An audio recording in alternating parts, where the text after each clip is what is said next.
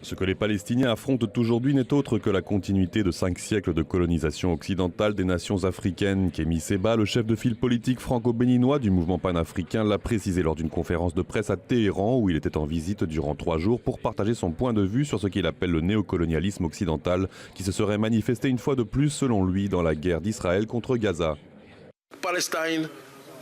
La Palestine est très loin de moi, mais nous avons des problèmes communs. Ce sont mes frères et sœurs, et nous sommes leurs frères et sœurs. Nous avons besoin donc de nous comprendre l'un l'autre et de coopérer.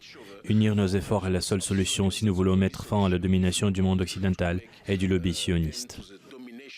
Kémy Séba occupe une place importante dans la lutte contre le néocolonialisme français en Afrique. Il estime que les centaines d'années de l'oppression française exercée sur les pays africains n'ont guère disparu, mais que l'oppression persévère sous une forme moderne de colonialisme économique à travers l'utilisation du franc CFA en Afrique.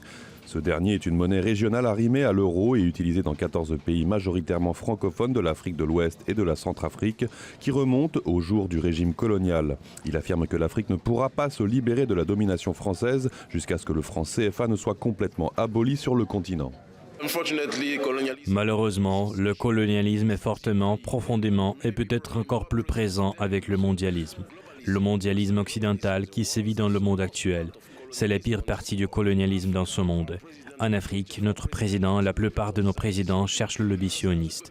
Leur objectif est la nation européenne. Ce sont des marionnettes de l'Amérique. Elles sont les marionnettes de la France. Les discours forts et éloquents de Kémy Séba contre l'impérialisme lui ont valu un énorme soutien en Afrique. Il a été l'initiateur de plusieurs rassemblements anti-français qui ont attiré un grand nombre de personnes. Sa gloire ne se limite pas au continent, il est devenu une célébrité sur les médias sociaux et participe à des débats télévisés dans les pays africains francophones. Il est également connu dans de nombreux pays non africains qui partagent les mêmes sentiments à l'égard de l'Occident. Il estime que l'on peut trouver des traces d'anti-impérialisme dans tous les pays qui ont été soumis au mondialisme occidental, des États d'Amérique du Sud au monde arabe en passant par la Russie. Pourquoi y a-t-il une controverse concernant le fait que certains veulent vous soutenir dans votre lutte contre l'hémisphère occidental? Si quelqu'un a un ennemi et qu'il me propose d'unir nos forces pour lutter contre cet ennemi, où est le problème? L'Europe fait toujours la même chose, ils commettent toujours ce type d'action. Quand ils ont un ennemi, quand il y avait Kadhafi, ils ont uni toutes leurs forces pour tuer Kadhafi, à tort ou à raison. Lorsqu'il y avait, il y a encore aujourd'hui Bachar el-Assad, ils unifient toutes leurs forces pour attaquer Bachar el-Assad. Kémy a été arrêté et incarcéré à plusieurs reprises en France et même dans son pays d'origine, le Bénin, pour sa position radicalement contre l'Occident et Israël. Il a été qualifié par les médias occidentaux d'antisémite radical. Selon lui, cette étiquette vise à le diaboliser. Les personnes qui disent que je suis antisémite sont les mêmes que celles qui tentent de diaboliser l'Iran, la Russie et la Chine. Les seules personnes qu'ils ne diabolisent pas, ce sont celles qui leur sont soumises. Mais je ne veux pas me soumettre à eux ni à personne. Avant, les personnes qualifiées d'antisémites étaient celles qui détestaient les Juifs. Mais aujourd'hui, les gens qui sont traités d'antisémites sont ceux qui critiquent le terrorisme d'Israël.